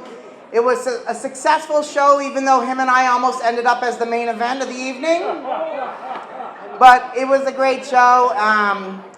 And the next thing I knew, he was talking about promoting a pro show. And, you know, I thought to myself, there's a big difference between amateur shows and pro shows, but this guy's got what it takes. He's organized, he's been in media and boxing since the 90s, and he has a lot of knowledge and a lot of connections, so I knew he'd be successful, and he was. And he started a promotional career at Sony Hall in New York City, giving local fighters an opportunity to fight here, and, you know, really treating them fairly, making sure that the bouts are fair, making sure that they are fed, they're housed, their transportation is taken care of, and I've watched him develop into a really good promoter here in New York for the fighters that are just starting to, you know, launch their career and get started. So we're pretty lucky to have this guy here, Larry, you know, creating these shows. He's now branched out to Atlantic City, where he's helping some fighters down there, and even bringing New York fighters down there to fight on his card. So I think that's pretty cool. You know, when I met Larry's dad at his Christmas show, and when I shook his hand, he already knew who I was. So I knew I had a good impact on Larry because his father already knew who I was, and he was happy to meet me. So, you know, I'm proud of Larry and what he's become, and he's really creating a lot of great opportunities for fighters. It's not easy to be in this game. Remember, a famous boxing writer said, the only thing square in boxing is the ring, right? So, without further ado, I'd like to welcome Promoter of the Year, Mr. Larry Goldberg.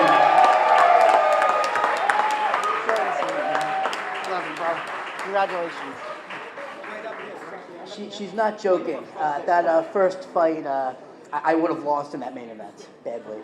I walked into her office in 2022, and I said, I want to be a promoter. And she thought I was crazy. And we did it. A couple months later, my personal trainer and friend, Heather Hardy, she wanted to fight. I said, I'm not licensed. What am I going to do? She put me on the phone with Luda Bella. I got licensed. I did a show at Sony Hall. It was a success. A few months later, Andy Dominguez, he wanted to fight. We put him on our second show. Heather came back our third show. And in 2023, we did 6 shows in New York City.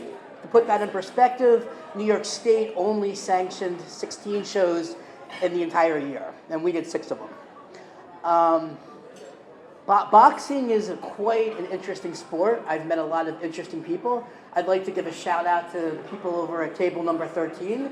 I could not have done any of this without them. From Matt Compatello, our beautiful ring announcer, my lovely cousin, Rebecca Goldberg, Bruce, Sarah Elbert, Sean Sullivan, who is a saint. If you know anything about DeBella Entertainment, Sean is a saint, what he puts up with. Frenchie, Sarah Cunningham. I'd like to give a shout out to a few people who are not here. Jose Guzman, Henry De Leon, who've been tremendous friends.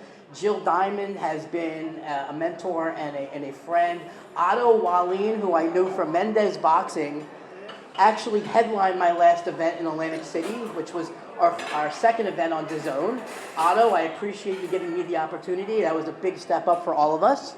My career in New York started in Mendez Boxing. Frankie, thank you very much for coming out here. Your gym has changed hundreds and hundreds of lives over the year, and your family, you know, we're all very thankful and proud of you guys, and I guess I appreciate you all.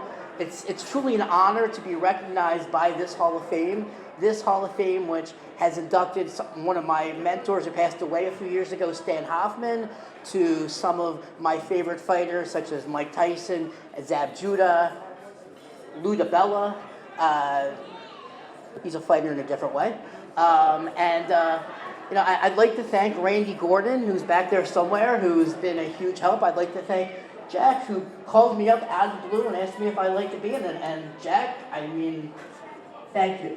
This guy's a great guy, and I appreciate everything. This is a wonderful organization. Boxing has changed my life, and I can honestly say that one of the reasons that New York has a thriving boxing scene is because of Sonia and because of USA Boxing Metro.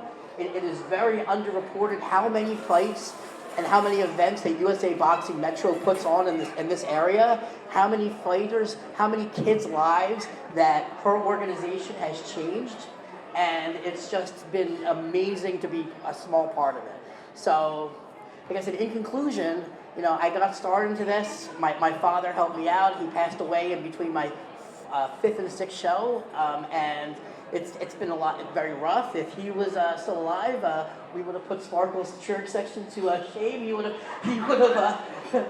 flew in a whole lot of people. But like I said, I really appreciate table number 13. I would not have been able to do that without them. And I just want to thank everybody for this opportunity. We will be back in New York City because I'm a promoter. I have to promote our next event. On December 17th, Holiday Fight Night 3 will be at Sony Hall. We will be back with a local show. I'm also going to be back in Atlantic City before that, but this is about New York.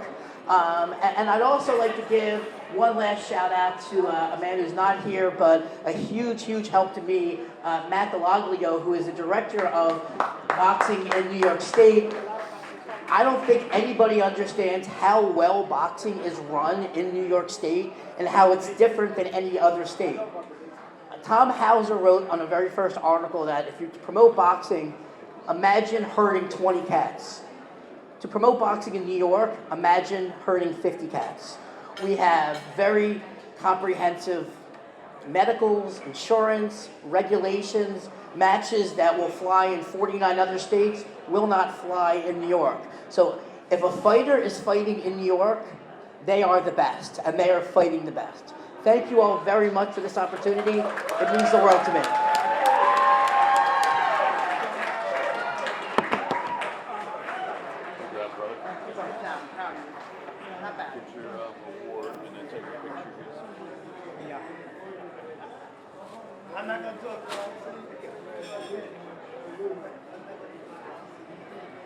Now to induct Tyrone Jackson, the Harlem Butcher. Please welcome back the Commissioner, Randy Gordon. Short and sweet, bro. Short and sweet. As we're getting near the end, I got to tell you, we got a great inductee here. His name is Tyrone Jackson. When I first saw him, I heard that he was called the Harlem Butcher. And I was wondering, what kind of name is the Harlem Butcher? It turns out it was simple. He worked in a butcher shop in Harlem. They started calling him the Harlem Butcher. In a career that lasted from 1981 to 1990, well, he won 31 fights, he lost 4.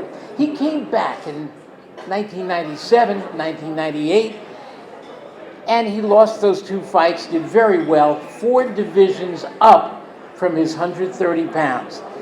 31-4 when he was in his prime, and when he was 22-0, his management they got him a title fight at 130 pounds, and they should have taken time to have a training camp.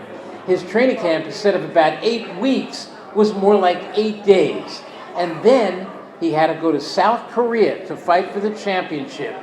And mistakenly, they went there only basically a couple of days before the fight. He acquitted himself very well, lost for the very first time. But I gotta tell you, if Tyrone Jackson was fighting today as a 130-pounder, I am not sure anybody in the world could beat him. Our newest inductee, very proud to present the Harlem Butcher, Tyrone Jackson.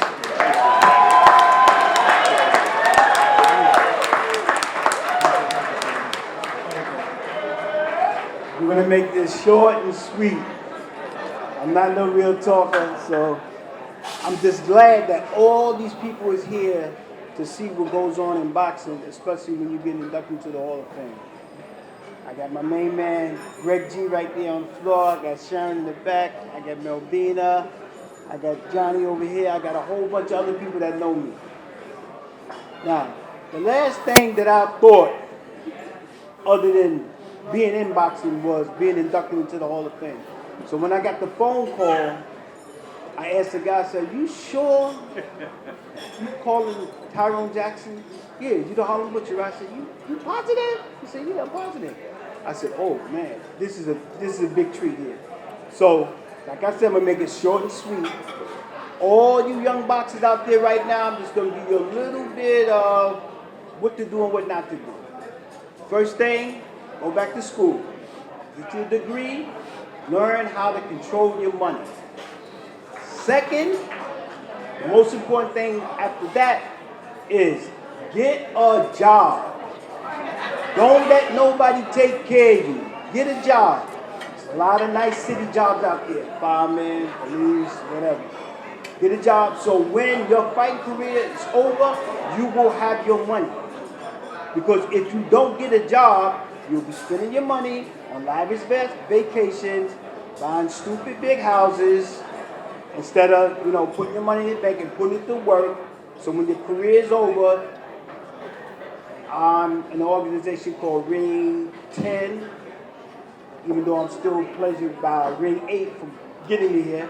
But at that turn in your life, if you don't have nothing, everybody gonna look at you and you're gonna be like, "Oh my God, what am I doing? What am I gonna do now?"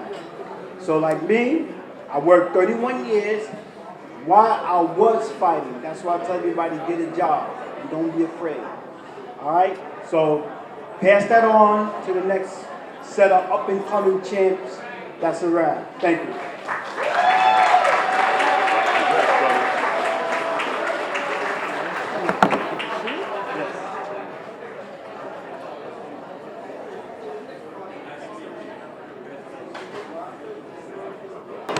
Our next inductee is he's not being inducted, he's getting an award for being Ringside Physician of the Year. And I have to say, I'm gonna do the honors on this one because anyone that knows me, they might know that I was involved in a terrible motorcycle accident 2 years ago. I fractured my spine in 4 places. I broke all my ribs. I destroyed my knee. And I was in a very tough place. And this gentleman really, really helped me out. And I just want to say thank you so much. So not only is he an incredible doctor, he's been a ringside physician for absolutely decades. He's written an incredible book that every doctor that's a ringside doctor should know about. But he's a great man too. Dr. Gerard Vallada, congrats, brother. And thank you. Thank you very much. David, thank you very much. That's more than I can ask. So I started in the boxing world by chance. I was working for the New York Islanders and the New Jersey Nets, and one of the team physicians said they need some people to work boxing. I said, absolutely, fine. I'm a young guy, I'll do whatever I can do. So that's where I met Dr. Bill Latham, who's passed away. He's a Hall of Fame for New York State. And he was my mentor. Barry Jordan was my mentor. 1991 is when I started. My first big fight was in '93 with Buddy McGirt and Pernell Whitaker. And Randy Gordon was the commissioner. And there was a whole firestorm because Buddy had a bad shoulder. We all knew that. We sent him to the best shoulder surgeon, and he passed all of the physicals and was able to then go ahead and fight. But Bill Latham sat with me and put his arm around me and said, watch how it's done. And Bill showed me how to be a good ringside physician. Barry was the leader, and over the years, every one of you in here has taught me something, and that culminated in a book. And it's the Ringside Manual of Combat Sports Medicine. 51 chapters, 77 authors, and it took 3 years to develop. and another year and a half to write, and we have published it, and it's available on Amazon, Barnes & Nobles, and everything else. Anybody here that comes to me and says that they can't afford it, no worries. We got a fund, we'll take care of it, okay? So it's to promote safety. It's to promote the safety of the fighter and also make sure that that fighter comes home to you every night after their fight. And part of the team, I was only part of the team. I worked with the promoters. I sat next to Harold Letterman before every fight, and Harold taught me everything about boxing. He told me everything, and he was a walking encyclopedia. He didn't have manila folders. He had it all up here. And Harold would tell me about the fighters, what he's good at, what he's bad at, when he starts to decline, and when he starts to become at risk for an injury. And I looked at that and I said, oh my God, this guy is a genius in the boxing world. And I learned just by sitting with him and listening. And that's where we all have to listen to each other, because everybody can learn from each other. And we put it together so then we can all work together to make the world safe. Unfortunately, there were two fighters that I worked the fights. Beethoven, Scotland, passed away in the ring on the Intrepid. And Magomed Abdusamalov became paralyzed. So those were all fighters that we failed in the medical world, but you know, there are many, many that succeed. And our goal is for everybody to come home to their families. So that's where, you know, we work. And we work tirelessly, the doctors work. There are many, many fights. I worked through COVID. I've worked many, many fights where a lot of us don't get reimbursed for the amount of time. And we do it out of a passion to make things safe in a very difficult sport. So, and I'd like to thank Jack Hirsch for having me as one of the award winners for this year, and I thank him very much. So, thank you.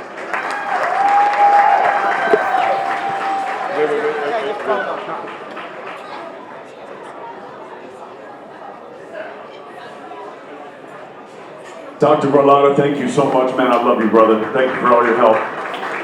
This guy helped me so much when I was in really, really dark times.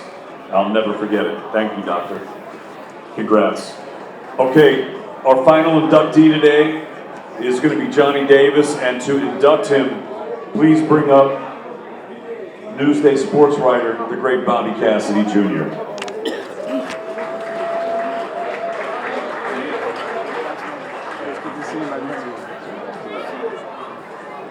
Thanks. Jamie and I were here last year to induct Eddie Davis, and now we have the pleasure to induct his brother, Johnny. One of the great Long Island fighters, the first family of Long Island boxing, Johnny Davis, Eddie Davis, Bob Stallings, Mo Stallings, just legendary fighters. I grew up watching him and Eddie box. My father was a few years ahead of them, but I was always well aware of the Davis brothers and what great fighters that they were. I want to just mention two quick things. Rocky Fratto's son before talked about the 1976 Olympic team. John Davis lost a split decision to Leon Spinks in the Olympic box office. That's how good a fighter John Davis is, and that's how close he came to making the greatest Olympic boxing team of all time. And the other thing I wanted to say about John has less to do about boxing and more to do about community. Since he retired, he's been the boxing coach at the Kennedy Park Gym in Hempstead, and he's taught not only boxing, but he's taught responsibility and respect to hundreds and hundreds of kids in his community, and that alone is worthy of a Hall of Fame induction.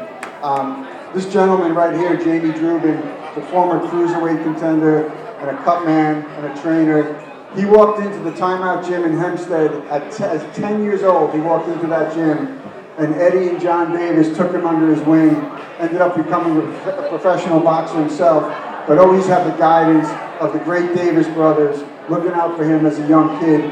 I'm going to hand it off to Jamie now, who's going to talk a little bit about Johnny's career.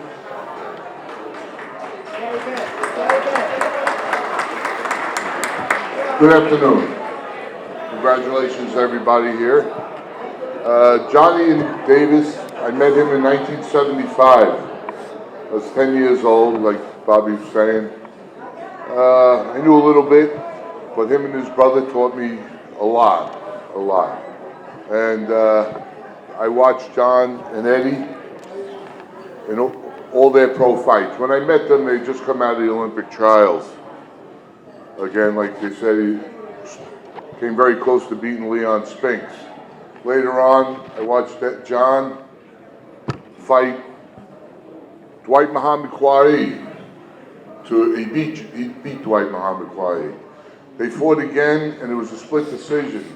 Could have went either way. The third time, same thing, very, very close. I watched him fight Michael Spinks.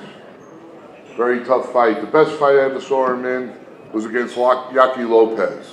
He beat Yaki Lopez. Dropped him twice, beat him in a decision. Terrific fighters. John was a great fighter, good boxer, good puncher. And on top of that, John, with his boxing career, spent 32 years working in the Hempstead School District. He was a groundskeeper, and he was there for a long time. I used to go to parties there when I was a kid. My good friend went to high school there. John also worked in security at the parties. So he was a very active person within the community, within boxing. And all I want to do now is say congratulations, John. It's a pleasure knowing you, and it's a privilege.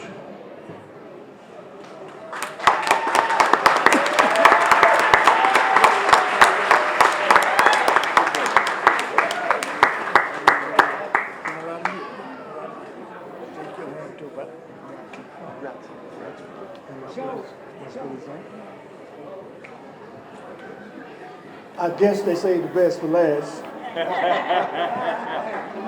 But it's a pleasure to see everybody here, and I thank everybody for coming, especially my wife and my son. Speaking of Mike.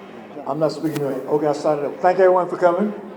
I want to thank my wife and my son for showing up. It's a special day for me and my family. I just hate it. I'm a little angry with my parents. They had me about 40 years too soon. Too late. Yeah, too soon. Because everybody making money now. But it's still a pleasure for what I've done in the club that makes me who I am today. I want to thank the committee for inducting me into the Hall of Fame. Thank you. John's a little too modest to talk about it, but I want to just go over some of the guys that he beat. Right? En route to winning his Golden Gloves title, he beat Jerry Cooney. Okay? First of all, had 3 fights with Dwight Muhammad Cowie. Jamie had mentioned, referenced them. Beat him in the first one. Beat him in the first one, robbed in the second one, right? And lost a split decision in the third one, right? So that's 3 going toe-to-toe with probably the best light heavyweight of that era. We mentioned Yaki Lopez. Michael Spinks he fought for the title. Willie the Bull Taylor, a great fight on ESPN. Yes. John was on ESPN often in the early 80s. Willie the Bull Taylor and Jerry Martin, another great light heavyweight contender John beat. So when you look at the names of the fighters that this guy beat and fought, legendary, well-deserved. He's too modest to say it, but I had to give him his proper due here. Congrats, Johnny Davis. Well, you don't have much to say if you don't win the business. Congrats, brother. Thank you. Here, come up. Wait, don't go anywhere. Don't go anywhere. Come stand over here. Get your picture. I'll make all y'all look good. Bobby, stay there. Jack. I'll make Jack look good too. Johnny, we win just Thank for you. All right.